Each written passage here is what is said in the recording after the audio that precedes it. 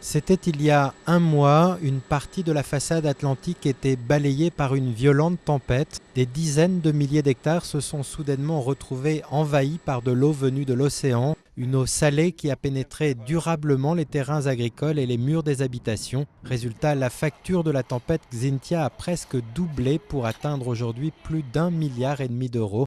Reste à savoir qui va payer l'addition.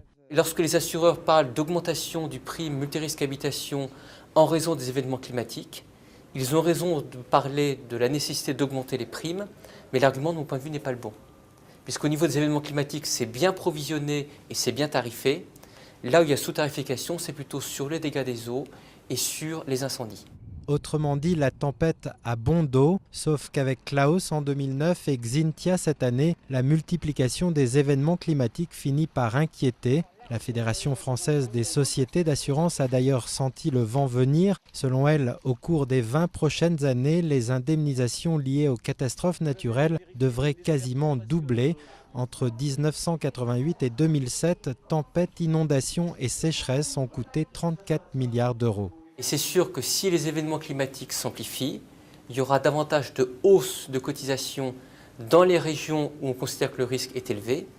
Et là où le risque est davantage modéré, les hausses seront relativement limitées. Reste que les assureurs disposent de peu de leviers pour limiter les coûts engendrés par les tempêtes, contrairement aux pouvoirs publics qui, eux seuls, peuvent réformer en profondeur la politique de prévention contre les catastrophes naturelles. D'ici là, la facture devrait donc continuer à grimper pour les assureurs et bientôt sans doute pour les assurés.